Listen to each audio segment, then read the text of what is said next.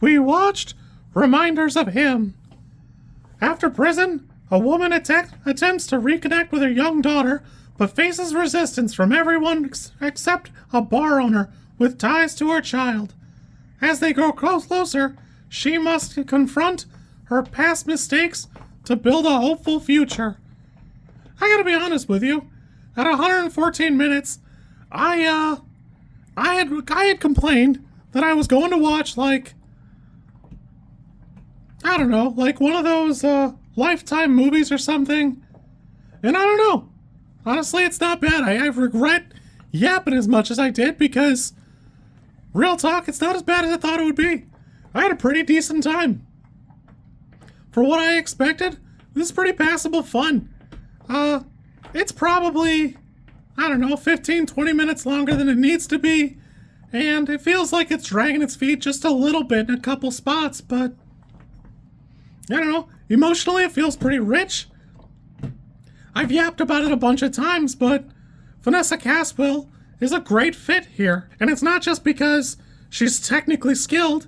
It's because her background of doing like some shorts and having some music videos in the background means she's got a good reference to make something work in a short amount of time. And don't get me wrong, the movie's just under 2 hours long. It's probably a touch long, but there's a lot going on here. Honestly, I was a little surprised at when it ends because it probably could have been 15, 20 minutes longer and been, like, still pretty decent. Because it's got a lot going on, but I don't know, still pretty decent. I had a good time with this. Everything's shot pretty good. Maika Monroe's fantastic. Tyriq Withers, great. Rudy Pankow plays a great dead guy. Lainey Wilson. It's got a lot of reasons to succeed. It's not my favorite thing in the world, but honestly, it sticks together pretty well.